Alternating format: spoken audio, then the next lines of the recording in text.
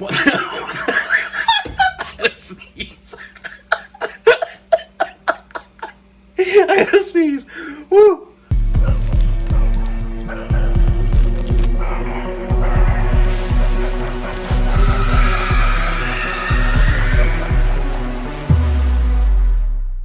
What's up, YouTube, and welcome to Codename Scream. I'm that horror guy. And I'm Mel. And we are back, more hydrated with horror. Are you thirsty?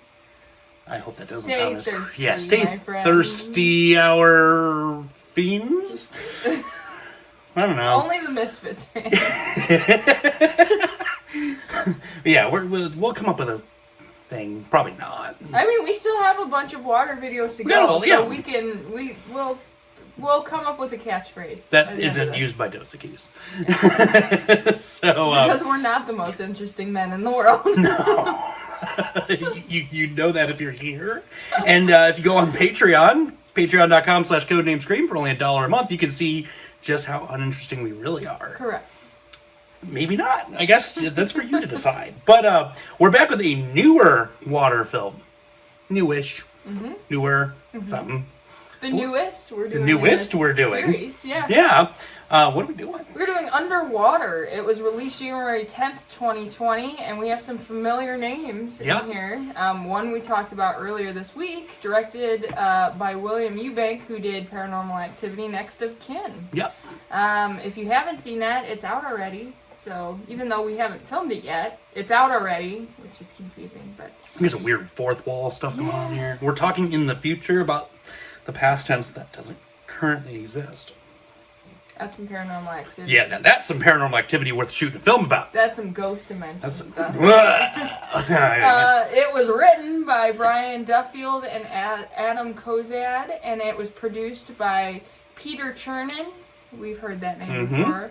Tanya Davis. And Jello Topping is back. Jello Topping. Jello Topping. What was that? That was Fear Street, right? Yes. Yep, that's what I got. Yeah, Fear Street. Yep. And budget, box office, interesting for different reasons. Other than Jaws. No clear budget, but no. sort of, Yeah, it's like in the realm of 50 to 80 million in there. Which doesn't surprise me. If you've seen this film, that does oh yeah, not surprise that budget me at all. was not. It was spent very, very handsomely. Yes. If you know the conclusive number, you were involved in any sort of way, come correct us. That's what we're here for. But box office, which was concrete at 40.9 million. So even if we don't have a concise number right now, it's not pretty. On the comeback, we didn't even get the money back. I bought the DVD though, so I mean, I hope rented that helps you. Rented it, and it's only been a year, but what the heck? 43.7 million if you adjusted that for 2021 inflation. So a little bit more. Not enough to even come close to your budget that we don't really have a number for, but sorry to ya. Critics, audience, kind of another weird one. Yeah, critics score 47%. Audience of 60%. So that's kind of a little bit of a divide there. Yeah, and what surprised me is, you would think the critics would have liked this movie. It's a very, critic-worthy film. Totally. The way it was filmed, just the cast for it, everything. Yeah, yep. So that's what really shocked me on that one. Yep. Both those numbers kind of shocked me. Yeah. I'll explain why later, because you don't need to know that right now. Yeah, we don't need to know that. What happens in this movie? Give us the quick brief rundown as best as you can. Yeah, we'll do our best with this one, because we can't say too much without giving away a lot of the good stuff. So we got Nora Price and her team with the Kepler 822. It's a research team. There's an underwater earthquake, destroys a bunch of stuff. They're all trying to escape. Escape pods are gone. Done. Bye. Of course they are. So they're going to have to go across the ocean floor to escape. And, there's a lot. You're real low under, about 7 miles underwater. Yeah. It's uncomfortable. As it is, that's pretty bad. And some creatures come about that I'm not going to mention because it was epic. Epic does not even do that justice. It doesn't even do that justice. That's just me I haven't gotten to the part where I get to talk about it yet. I know, it's hard. We keep jumping at it. We haven't done this in a while. Yeah, so I'm kind of just going to leave it there. I'm not going to. Yeah. Because we're getting there. We're getting to the good stuff. It's a creature movie. It's a creature feature. Very much a creature feature. Big time. Yeah. Big time. Unexpected, too. I didn't read into this film until which we'll get to that point. Yeah. We're doing it again. We're doing it again. We'll blaze through these fun facts, and then we can... Yeah, so... Yeah. Fun facts. Because Disney purchased 20th Century Fox, the release date was pushed to 2020, even though the film was shot and done in 2017. So that's like 3 years they had to wait around and be like... Yeah, they need a Mickey Mouse and Company to come by with their big, old, fat checkbook. Yeah, exactly. Well, and that's why they probably didn't care that that kind of tanked at the box office. They're like, Mickey Mouse has got the money. The actors wore suits which weighed about 140 pounds each, which is about twice the weight of Kristen Stewart. Yeah, Kristen Stewart had to have a couple of her. So, yeah, imagine walking around in that, 140 pounds. No. Yeah. No, thank you. No thanks. I will pass. In the initial scene, this was weird. I found this and I had to include it. It's like totally doesn't matter at all, but it was weird to me. It was a weird thing. Okay. In the beginning scene, they wanted Kristen Stewart to do the opening running scene barefoot, where she's running throughout the... I like how we both did that. That's going to be the thumbnail. Oh, yeah. She was willing to do it, but they were worried about her hurting her feet because obviously she was ripping down there. So serious booty. They created like these weird pink footwear for her to wear instead, so it looks like she's barefoot. All right. Totally didn't need to know that, but it's just weird. Yeah. It was a weird fact. That was I like it though. Yeah. This was super cool. This is one of my favorite fun facts that I've had in a long time because it's just cool to me because I'm a dork. Codename nerd, as we talked about. Yeah, codename nerd. We might need a brand change here. Yeah. The opening credits show maps, and the maps are actual schematics that were used to build the sets. Oh, that's cool. So I was like, that is rad. That is so cool. That's really cool, actually. I don't know who thought of that, but you, sir or ma'am, are a genius. Yeah. Because that's just so cool. That's primo. I haven't watched this since I learned that, so I kind of want to go back. I'm going to go back now. I've got the rental for another couple and, days. check it out, because that's pretty cool. Oh, yeah. And I don't know if you noticed this, but there's multiple nods throughout the entire movie to Alice in Wonderland, which was super weird because that's the last thing you'd think of when you think of this movie. But there's like a Queen of Hearts playing card being shown, and Paul's chest tattoo is the Cheshire Cat, and there's a bunch through here. Those are just like the two main ones.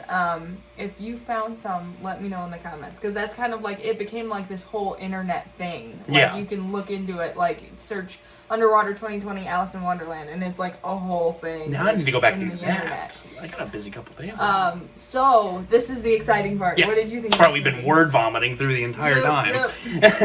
So again, did not look into this whatsoever. I saw the trailer at the movie theater at one point, and I was like, oh, that looks uncomfortable. Well, when we were talking about underwater movies, this is the first one I blurted out. Yep. And then you said you hadn't seen it, and then I got even more excited. Yeah, and I was like, I can push back watching it a little longer at this point, but I remember when I saw the trailer, I'm like, that looks like it's going to be really uncomfortable to watch.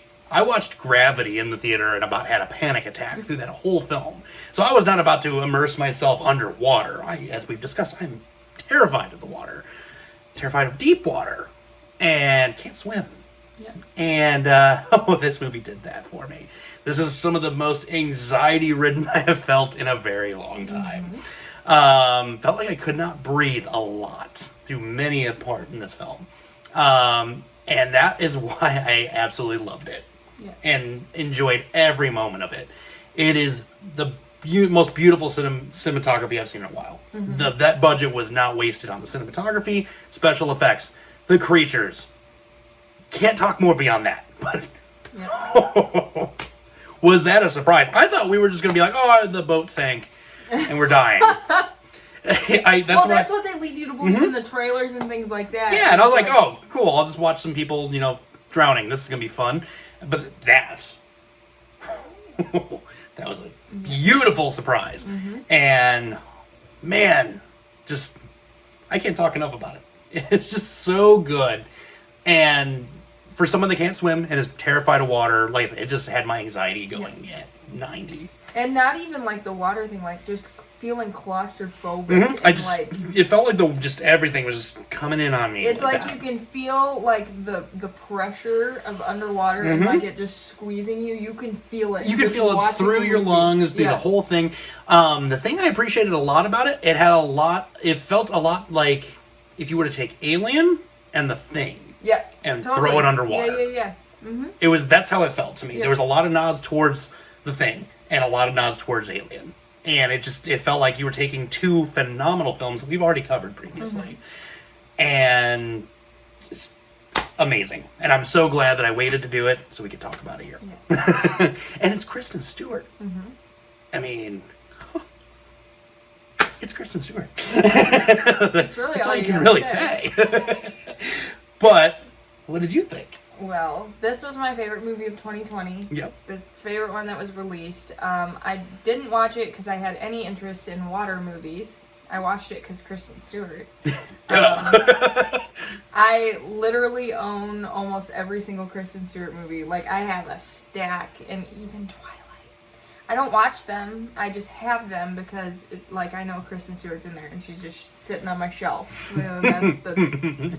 Are they glittery too? Yeah, they're shiny. Shiny cases. They're like shiny Pokemon. And then is that New Moon all furry case too? No, but that would be really cool. Yeah, I was gonna say missed opportunity there. Yeah, but I was blown away by this movie. It's one of my favorite. Not only, all joking aside, I love Kristen Stewart as an actor.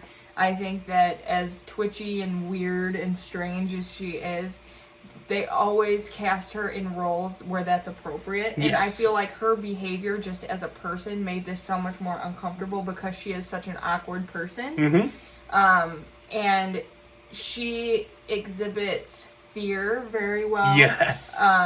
There's one other movie that I doubt anyone watching this has ever seen it. It's like one of those weird indie films, but it's called Personal Shopper, and Kristen Stewart's in it, and that's another one where she's just seeing fear in her face is just there's no one that pulls off scared like Kristen Stewart. Right.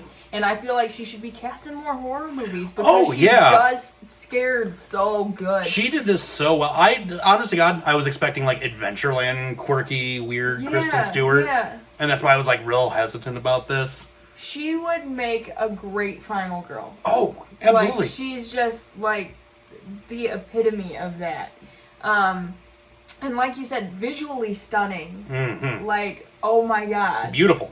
I'd say the most beautiful underwater movie I've ever seen. Mm-hmm.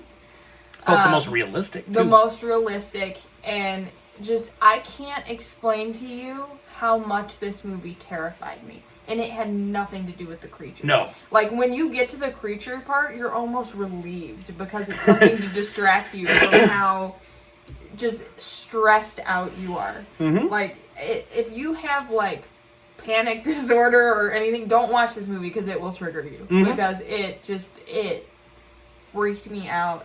I felt like I couldn't breathe. I felt the pressure. I felt the claustrophobia. Oh, yeah. I had to pause this a couple times and get up because it was rough. Oh, I took a few moments, stepped away, came back. It's hard to get through, and the acting is wonderful. Not even just Kristen Stewart, but everyone cast in this film. The acting is perfect. The score in this is fantastic. It just adds the tension because there's a lot of dissonance, but there's also a lot of really beautiful moments when the tension lets up. It's literally, to me, the perfect movie. I have zero complaints about this movie whatsoever. Just perfect. I can second that. Yeah. Absolutely. Yeah. It's just, I haven't felt that triggered in a very long time. Yeah. And I told you. Yeah, it's one of those, when I go back thinking about the things that scare me the most as far as film is concerned, this is in there. Yeah. And, yeah, you'd said it best. It was, until the creatures show up, that was terrifying. When they showed up, it was oh, thank God. It's a relief. I can stop thinking about this now and I can breathe a little Yeah, totally. But I'm at the same time, these look amazing. Yeah, you know what? It reminds me of, when the creatures started showing up, it reminded me of if the Meg didn't suck. Yeah. Yeah, talk about shark movies that suck. Yeah. Yeah, big like time. that's just, it had kind of that vibe, but a more serious tone. Oh yeah. Like the Meg was just kind of goofy, but it was, yeah, like you said, Alien, The Thing, and a little bit of the Meg thrown in there. Just a little bit of everything. But it's just perfect. Awesome. Well, if you have seen this movie, do not spoil this one. Don't. We're back to our no spoilers thing. We kicked it out the door for Jaws, not with this one. Save all that for Facebook, Twitter, Instagram, or email. If you have not seen it, there will be a link in the description below for you to rent this and check it out. I have it over on Amazon personally, so I'll put that link in there for you guys as well. And let's talk about this a little more. This one was phenomenal. Yep. We're not doing enough justice with just 15, 20 minutes here. Yep. This is one that we could probably talk a lot longer on. But we agree for once. And we agree. So that's cool. We agree a lot, usually. Yeah. Sometimes we don't.